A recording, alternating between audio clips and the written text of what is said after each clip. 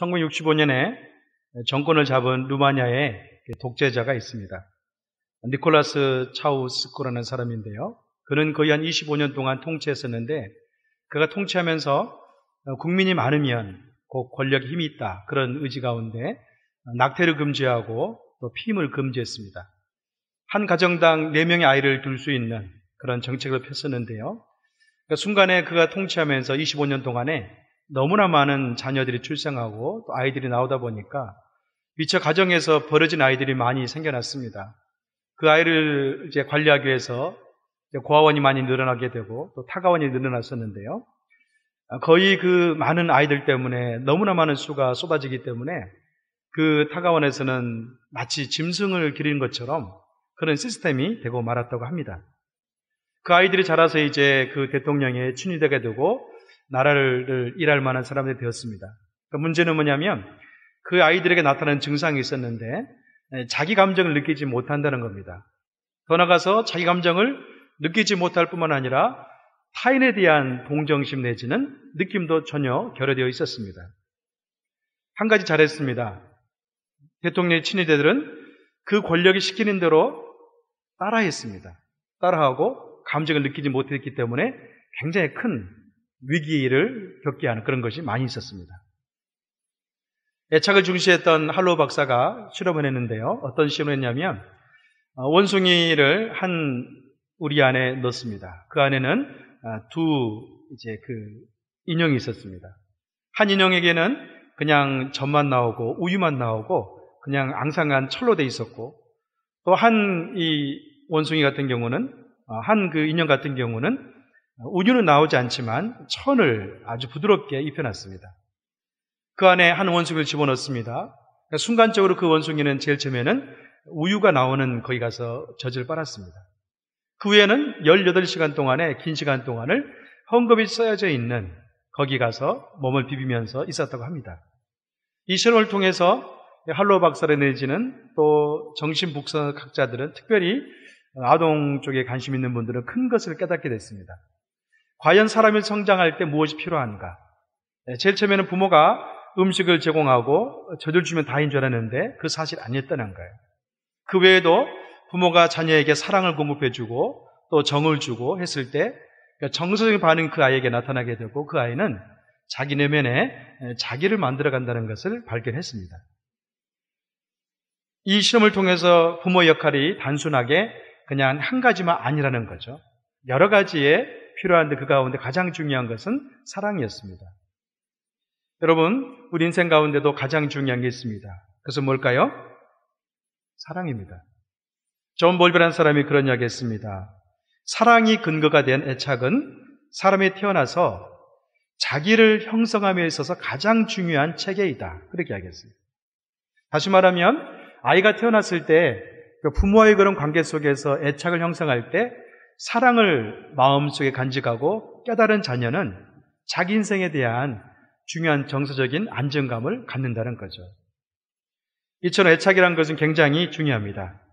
태어날 때 아이가 태어나지만 실상은 아이라기보다는 부모의 책임이 중요한 거죠.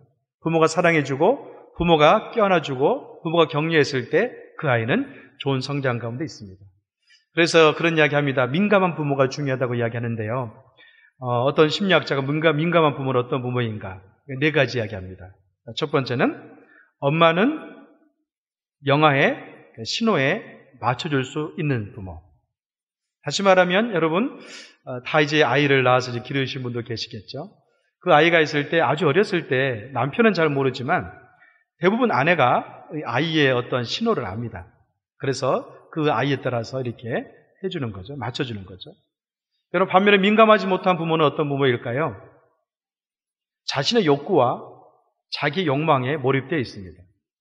아이를 대할 때도요, 자기 욕구가 먼저입니다. 그리고 자기 욕구에 따라서 아이를 맞춰가는 것을 중요합니다.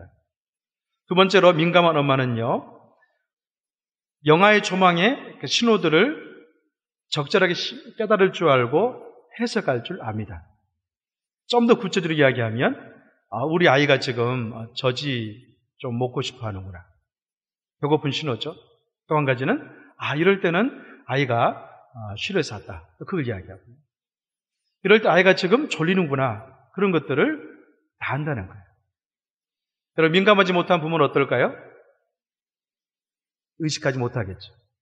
세 번째는요, 엄마는 영화의 신호에 적절하게 반응할 줄 알고, 네 번째는 엄마는 영화가 견뎌낼 수 있는 시간 안에 적절하게 반응할 줄 안다는 거예요. 너무나 아이가 어떤 공포라든지 어떤 굶주림이라든지 어떤 위기 속에 있을 때 그 아이의 그런 뭐랄까요? 포텐셜을 할까요? 그 잠재된 능력 안에 벗어나지 않도록 즉각 가서 반응을 보이고 돌봐준다는 거죠. 이렇게 최초 양육자가 얼마나 아이에게 민감하게 사랑을 줄 수 있느냐, 거기에 따라서 아이는 굉장한 정서적 안정감과 자기의 그런 자존감이 높은 그런 자녀로 자랄 수 있는 배경이 된다고 합니다. 여러분, 성경은 어떻습니까? 성경 우리에게 하나님을 부모의 이미지에 많이 대입시킵니다. 특히 구약 같은 경우는 하나님께서 이스라엘 민족의 아버지가 되시고 이스라엘 민족은 곧 자녀가 된다는 그런 이미지를 많이 심어주고 있습니다. 그런데요, 성경을 볼 때 우리가 한 가지 중요하게 생각할 것은 뭐냐면, 하나님께서 부모라면 어떻게 그 백성들에게, 그 자녀에게 하시는가를 면밀히 볼 필요가 있습니다. 오늘 본문의 19절에 보면요, 그런 말씀이 있습니다. 제가 한번 읽어보겠습니다. 우리가 사랑하는 것은 하나님께서 먼저 우리를 사랑하셨기 때문입니다. 하나님께서 자기 자녀를 향해서 마음이 있는데, 첫 번째는 뭐냐면 하나님께서 먼저 저와 여러분을 사랑하셨다, 그렇게 이야기하고 있어요. 요한 사도는 하나님에 대해 이야기할 때 중요한 개념이 있는데, 그것은 뭐냐면 우리가 하나님을 사랑하되 내 스스로가 사랑하는 것이 아니라 깨달음 속에 사랑하라고 이야기합니다. 어떤 깨달음입니까? 먼저 그분이 저와 여러분을 사랑하셨다는 거예요. 여러분, 예수님께서 저와 여러분을 먼저 사랑하셨는데요, 신약에 보면 그 증거가 어디 있습니까? 예수님이 저와 여러분을 사랑하셨습니다. 첫 번째 사건은요, 성육신이셨습니다. 예수님께서 저와 여러분을 구원하기 위해서 내가 아직 하나님을 알지 못할 때 그분이 이 땅에 오신 거예요. 하나님께서 우리가 아직 그를 알지 못할 때 독생자이신 예수님을 우리에게 보내주셨습니다. 또 한 가지는 그냥 보낼 뿐만 아니라 우리의 모든 죄악을 없게 하시고 하나가 되게 하기 위해서 십자가를 지게 하는 그 사건, 그것이 곧 먼저 우리를 사랑한 사랑의 표징입니다. 그래서 로마서 5장 8절의 말씀 보면 그런 말씀이 있습니다. 우리가 아직 죄인 됐을 때 그리스도께서 우리를 위하여 죽으심으로 하나님께서 우리에 대한 자기의 사랑을 확증하셨느니라. 여러분, 이 말씀 다 암송하고 계시죠? 저는 이 말씀 암송할 때마다 참 마음에 와닿습니다. 우리에 대한 자기의 사랑을 확증하셨느니라. 그게 먼저 우리를 사랑한 하나님의 증표라고 이야기합니다. 서도에서 말했던 것처럼 우리 사람들이 태어났을 때 온전한 정서와 건강을 유지하고 자라기 위해서는 이 오리지널 패밀리, 원 가족의 부모 내지는 우리를 최초에 돌본 사람의 양육자의 태도가 중요하다고 이야기했습니다. 그것은 뭐냐면 그 아이의 필요에 따라 적절한 사랑을 공급해 줄 수 있는 그런 부모가 필요했겠죠. 마치 그랬던 것처럼 우리가 신약 성경을 보면요, 하나님께서 우리를 사랑하시되 우리에게 꼭 필요한 것을 주기 위해서 먼저 사랑했던 것을 볼 수가 있습니다. 왜 그럴까요? 하나님은 거룩하시지만 우리는 죄가 있었습니다.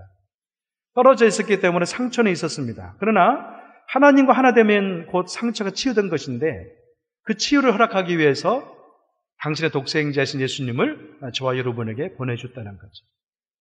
우리는 곧 그래서 치유의 길은 다른 것이 아니라 예수님의 십자가의 그 사건을 묵상할 때 하나님 사랑을 경험하게 됩니다. 오늘 본문에서 바로 하나님의 사랑에 대해서 우리에게 말씀하고 있습니다. 현대인들은 많은 상처와 또 두려움과 때로는 염려 가운데 살아갑니다. 이런 삶 현장 가운데 어떻게 하면 우리가 하나님 사랑 안에 온전히 믿음으로 승리할 수 있을까요?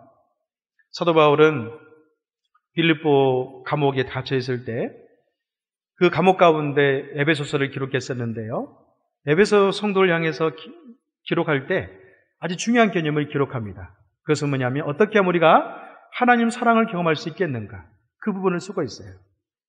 제가 에베소 3장 17절에서 19절 말씀을 한번 읽어보겠습니다. 믿음으로 인해 그리스도께서 여러분 마음 가운데 거하게 하시기를 빕니다.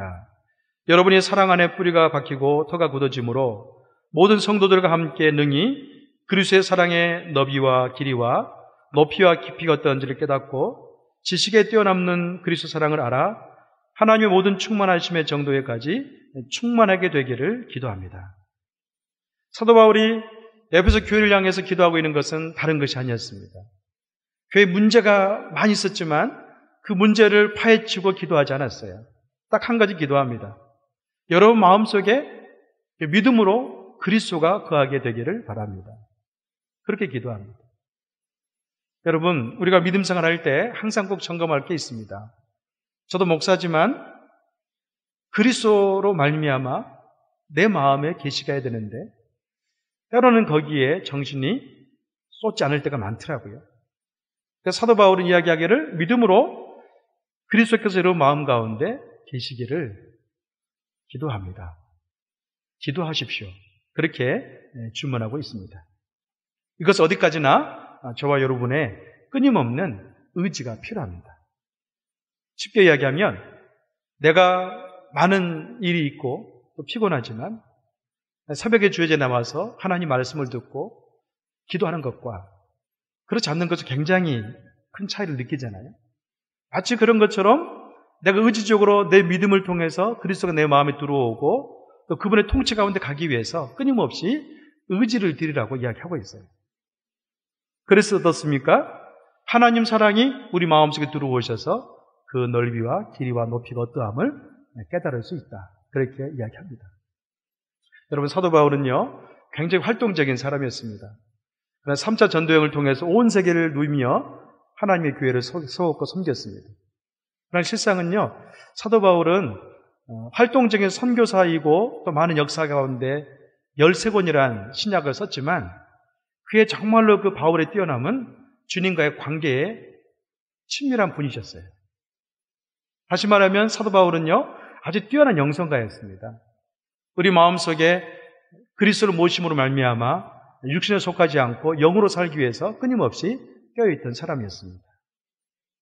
어찌 보면 이 고백은 처음 내가 예수 믿어서 했던 그런 것과 같아요. 여러분, CCC에서 전도할 때 사역일을 통해서 전도하잖아요. 그때 전도의 복음을 쭉 원리를 전한 다음 마지막 어떤 거 합니까? 영접 기도하죠. 영접 기도할 때 이 본문이 배경이거든요.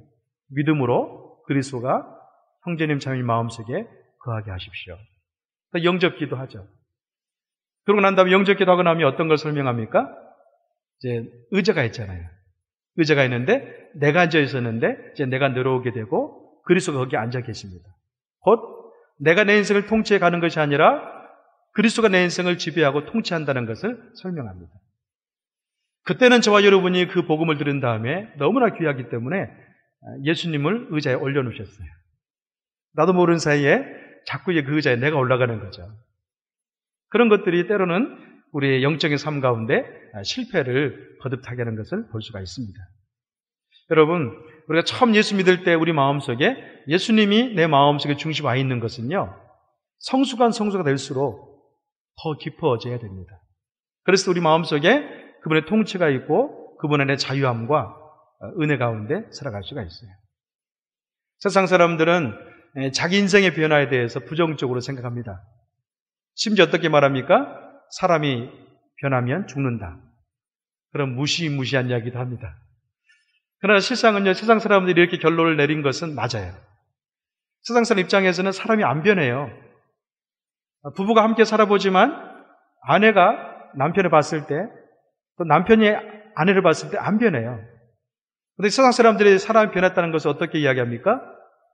기껏 해봤자 돈 없는 사람이 부유하게 되었다. 어떤 낮은 처지에 있는 사람이 높은 자리에 올라가서 명예를 얻었다. 그런 보이는 외적인 것 가운데 변화된 것을 변화라고 이야기합니다. 그러니까 실상은 성경에서는요, 그것을 변화라고 이야기하진 않아요. 왜 그럴까요? 진정한 생명의 변화는 관계 속에서 오기 때문에 그렇습니다. 그래서 세상 사람들이 사람 변하지 않는다. 그 논리는 맞는 말이에요. 그러나 예수 믿는 성도에게는요, 사람이 변한다. 그 논리가 있을까요? 있습니다.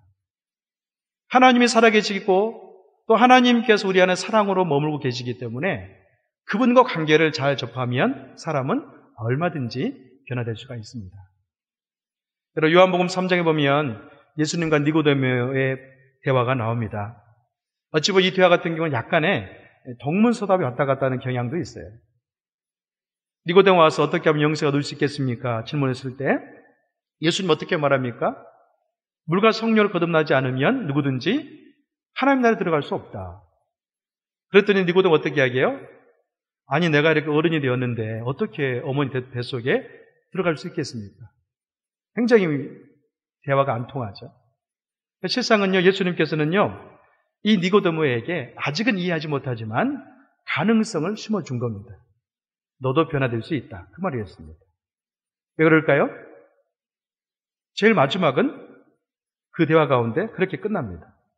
8절의 말씀 보면 바람이 임으로 불매 내가 그 소리를 들어도 어디서 와서 어디로 가는지 알지 못하나니 성령으로 난 사람도 다 그러하니라. 여러분, 바람이 임으로 불매 내가 그 소리를 들어도 어디서 와서 어디로 가는지 알지 못하나니 성령으로 난 사람도 다 그러하다. 성령을 통해서 사람이 변화될 수 있다는 것을 이야기하고 있죠. 바람이 임으로 불매 이 단어를 보면요, 사도행전 2장을 생각합니다. 성령이 비둘기처럼 임하고 바람이 부는 것처럼 역사했다고 이야기하고 있습니다. 다시 말하면 사람은요, 하나님과 관계 속에서 성령 역사를 통해서 얼마든지 변화될 수 있다는 것을 니고데모의 가능성을 심어줬습니다. 사랑하는 성도 여러분, 우리 안에 주님과의 깊은 영적 관계, 성령 임하면 얼마든지 우리는 새로워질 수가 있습니다. 니고데모는 이처럼 내면의 그 변화에 대한 가능성을 예수님 만난 다음에 소망을 갖게 됐습니다. 제가 알고 있는 목사님께서 간증을 한 적이 있습니다. 그분의 간증을 들었더니 하나님 사랑을 경험한 다음에 그는 신학을 하게 됐다고 합니다. 그전에 그가 인생 가운데 어머니의 사랑을 깨달은 다음에 공부를 안 했던 학생이었는데 공부했다고 간증을 하더라고요. 간증의 내용은 이렇습니다. 그가 초등학교 때 늘 공부를 못해서 그에게는 굉장히 방학이 두려웠다고 합니다. 왜 그럴까요? 항상 방학 때는 성적표를 가지고 가잖아요. 그러니까 지금은 그런 게 없어졌어요. 저희 둘째 아들이 9살 초등학교 2학년이거든요. 며칠 전에 방학했는데 제 있을 때는 항상 방학은 성적표 들고 갔거든요. 이제 부모를 보기 힘든 날이었는데 우리 아이는 너무나 씩씩하게 들어오는 거예요. 성적표가 없어요. 이 친구 같은 경우도 하도 공부를 못하니까 그 성적표를 그냥 감춰놓고 밖에 나가서 놀았다고 합니다. 친구 목사님이. 근데 그 목사님이 볏집에 가서 놀다가 볏집이 굉장히 따뜻해서 그냥 잤어요. 잠이 들어가지고 있었는데 조금 있다가 나가보니까 어머니가 엄청나게 이렇게 자기를 찾고 돌아다닌 거예요. 그리고 딱 두 가지를 준비해놨다고 합니다. 고기를 사서 고깃국을 끓여놓고 또 하얀 쌀밥을 해놨대요. 이 친구의 목사님은 굉장히 그때 가난했다고 하거든요. 이 친구 목사님이 그날은 어머니가 안 때리더래요. 이 자식이 공부를 못한 줄 알고 또 혼날 줄 알고 도망갔으니까 그 친구를 목사 안 때리고 고깃국을 먹이고 밥을 먹인 다음에 너 성적표 나한테 안 보여줘도 괜찮다. 그 말 듣고 이 친구 울었어요. 뭘 깨달았냐면 항상 자기는 미워한 줄 알았대요. 성적이 너무 안 좋으니까 매를 때렸는데 그 매 때문에 미워한 줄 알았는데 어머니는 성적보다 내가 더 소중했구나. 그 사랑을 경험한 다음에 이 친구가 마음을 달리한 거예요. 나도 공부 한번 해보자. 그 다음 학기부터 공부를 시작해서 지금 목사가 됐다고 합니다. 여러분, 그 가운데 중요한 것은 뭐냐면 이 친구 목사가 엄마의 사랑을 경험한 거예요. 경험한 다음에 관계가 회복됐어요. 그랬더니 엄마의 의도가 들리기 시작한 거예요. 마치 그런 것처럼 우리 인생 가운데도 하나님 사랑을 경험하는 것이 굉장히 중요합니다. 하나님 사랑을 경험하면요, 내 마음속에 두려움이 사라지고 평안이 찾아오기 시작합니다. 오늘 본문에 보면 그것을 이야기하고 있습니다. 오늘 본문 같이 한번 읽어보겠는데요. 16절 말씀 같이 읽어보겠습니다. 시작. 우리는 우리를 위한 하나님의 사랑을 알고 또 믿었습니다. 하나님은 사랑이십니다. 누구든지 그 사랑 안에 거하는 사람은 하나님 안에 있고 하나님도 그 사람 안에 계십니다. 여러분, 두 번째로 우리가 하나님 사랑을 기반으로 해서 더 깊은 애착 관계, 사랑의 관계를 형성하기 위해서는요, 중요한 게 있습니다.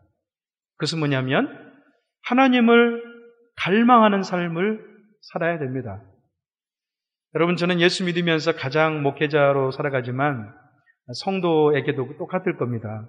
가장 귀한 복은 다른 것이 아니라고 생각합니다. 어떤 직분도 아니고요, 신한 영혼수도 아닙니다. 늘 우리 마음속에 하나님을 갈망하는 마음이 있는가, 그겁니다. 늘 하나님께 매일 아침에 일어나면요, 예배하고 싶은 마음이 있어요. 큐티를 먼저 하고 싶은 마음이 있고요, 그 주님을 찬양하는 시간을 갖고 싶은 마음이 먼저 있는 거예요. 그런 마음이 가장 복된 마음입니다. 위니캇은 그런 이야기 했습니다. 심리학자도 위니캇은 어린이가 부모와 친밀한 관계를 형성하면 존재 연속성을 갖는다고 합니다. 여기서 말하는 존재 연속성은 내가 살아있다는 느낌입니다. 여러분, 우리 인생을 살면서 내가 살아있구나, 그 느낌을 갖는 것이 굉장히 소중하잖아요. 여러분, 사람들이 왜 중독에 빠진 줄 압니까? 내 살아있음에 대한 느낌이 없기 때문에 그 중독에 빠지는 거예요. 어떤 중독에 빠져서 쾌락을 조금 맛보면요, 아, 내가 살아있구나, 그걸 느끼거든요. 근데 위니캇이라는 사람은 어린아이가 부모와 친밀한 관계 가운데 있으면 그 살아있음의 느낌을 갖는다는 거예요. 또 토마스 머턴이라는 영성가는요, 사람이 하나님과 깊은 영적인 체험을 하게 되면 우리 영혼이 깨어나서 하나님 사랑 때문에 그 존재 연속성이 살아난다고 합니다. 우리가 옛날에 그런 이야기 많이 들었잖아요. 지금은 그런 이야기 하지 않지만 기도원에 가서 열심히 기도하셨어요. 금식하고 기도했던, 또 집회의 말씀을 들었던, 주님과 깊게 기도한 다음에 그런 간증합니다. 아, 내가 주님을 깊게 경험했더니 세상에 나오니까 자연이 나에게 인사한 것 같더라. 나무들이 살아있는 것 좀 느껴지고요, 새소리가 나에게 이야기한 것 좀 느껴지는 거예요. 쉽게 얘기하면 모든 것들이 내가 새로워지니까, 주님 만나고 나니까 주변이 다 바뀌었다는 거죠. 마치 그런 것처럼 토마스 머튼은 주님을 깊게 체험하면 하나님 사랑으로 말미암아 우리에게 살아있음에 대한 느낌이 살아난다는 거죠. 여러분, 이것이 바로 그 치유입니다. 내 영혼에 하나님 숨결이 느껴지는 것, 그것을 우리는 주님과의 친밀한 관계 속에서 얻을 수가 있습니다. 이제 마지막으로 우리를 위한 하나님의 온전한 사랑, 어떤 역사를 일으키는가, 18절 말씀 같이 읽어보겠습니다. 시작. 사랑에는 두려움이 없습니다. 온전한 사랑은 두려움을 내쫓습니다. 두려움은 징벌과 관련이 있기 때문입니다. 두려워하는 사람은 아직 사랑 안에 온전히 되지 못한 사람입니다. 아멘. 마지막으로 이야기하고 있는 것은 뭐냐면 사랑에는 두려움이 없습니다. 온전한 사랑은 두려움을 내쫓습니다. 여러분, 현대인들의 가장 큰 질병 가운데 한 가지는 두려움과 범불안 장애입니다. 불안합니다. 두렵습니다. 사회가 너무나 빨리 흘러가기 때문에, 특별히 여러분 코로나19 때문에 얼마나 두렵습니까? 여러분, 이 코로나19가 굉장히 마음이 약한 사람들에게는요, 더 두려움증을, 불안증을 증가시킨 것 같아요. 그러나 중요한 것은 뭐냐면 이 코로나19 같은 경우도 하나님의 통치 안에 있습니다. 물론 저희들이 위생을 철저히 해야 되고 나를 관리해야 되지만 그것 때문에 하나님의 신앙, 예배를 이루는 것, 기도를 잃어서는 안 된다는 거예요. 더 우리는 신앙적인 그런 주님과 멀어짐 때문에 코로나19가 아니라 내 영혼이 침체될 수가 있습니다. 사랑하는 여러분, 하나님의 그 사랑이 우리 안에 두려움을 내어 쫓는다고 이야기합니다. 왜 그럴까요? 하나님은 지금도 살아계시고 우리가 동행하기 때문에 그렇습니다. 우리 인생 가운데 늘 이 사랑을 경험할 수 있는 우리가 되기를 주님의 이름으로 축원합니다. 아멘. 같이 기도하겠습니다.